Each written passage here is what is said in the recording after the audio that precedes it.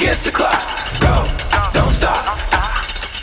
We against the clock. Head held high to the north. Run up on me, you can get squished. Big dogs jumping on the porch.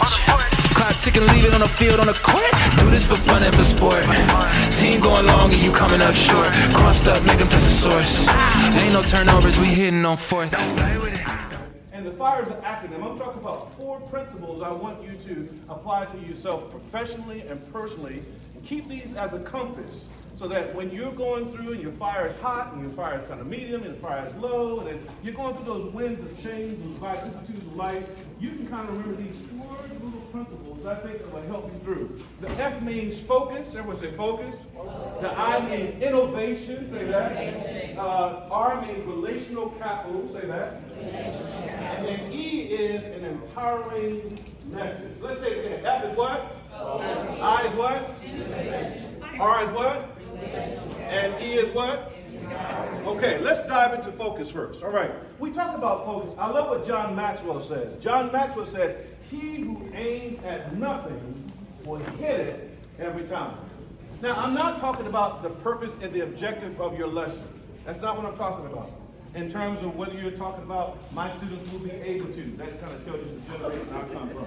All right, or if you're writing a mastery thing where the students say, I can do whatever, okay? Not really talking about that. I'm talking about a bigger end goal as relates to where am I trying to get that student to become, or what are they trying to be?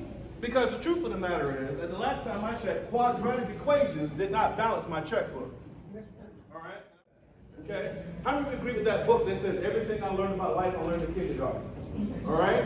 Well, you know what? Sharing, learning how to get along with others, right? Learn how to cross the street, other things like that. Now, there are other higher order of types of things that as we grow and get more wisdom, we apply those things. But this is why I say, wouldn't you agree that in our world right now, that the social order of our world is really jacked up? Mm-hmm. And I'm not saying that from a perspective of like, you know, who's right, who's wrong, but kind of, let's go back 30 years, let's go back 40 years, let's go back 50 years, all right? Let's just go back in the past week in the mass shootings that have happened in our country in the past 2 weeks. Yeah. Would you agree that there is a social dysfunction? Yes. So with that, I have a responsibility, yes, to teach math, yes, to teach science, yes, to teach social studies, yes, to teach English, but also I'm also tasked to kind of help grow my students what? Socially. What's socially acceptable? But not only that, I think we should help them grow mentally. Because don't you know that the mind is growing pretty much, it doesn't really mature until about age 25? Did you know that? That from 5 to 25, it goes through a process called myelination. And myelination basically means that from the back of the brain to the front of the brain is continually and consistently growing. So this is good news for those of us that made some really college mess ups. You can just say to your mom, oh, my brain was still, you know, growing, Mom. It's okay, all right? You know, if you have a teenager, right? How many of you have teenagers, right? And you ask your son or daughter, like, what were you thinking? How many of you got this? Watch this. Oh, no. Anybody got that before? Okay, but guess what? You and I are a scaffolding. Say scaffolding. Say it one more time. Say scaffolding. What's the scaffolding? The scaffolding is that structure that kind of is put against the wall to kind of hold things to what? Together. All right, so sometimes your presence helps students mentally function. I want you to embrace that, to say, you know what, I do have a responsibility, or I have some influence to help them grow mentally.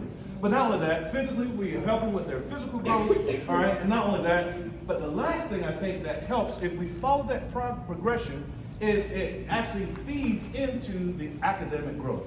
Because how many of you can agree that students that come from environments where there's lots of support, all right, where maybe I get some breakfast and I got a hug from mom or grandma or a high five from somebody, and I get out the car and I'm sitting in that classroom, that my ability to function academically is going to be far different than from a student that comes from an environment where those things are lacking. Would anybody agree with that? Well, this is where you and I come in to kind of fill in some gaps, to focus, everyone say focus, on student growth.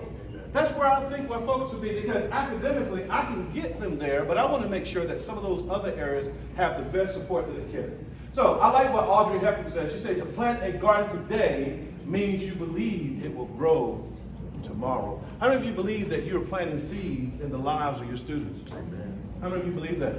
All right? So I want you to focus on that growth. Somebody say student growth. Okay? And that's one way you keep your classroom on fire. All right. Let's keep on. Clock ticking, leave it on the field, on the court. Do this for fun and for sport. Team going long and you coming up short. Crossed up, make them touch the source. Ain't no turnovers, we hitting on fourth. Don't play with it, don't play with it, don't play with it, don't play with it, don't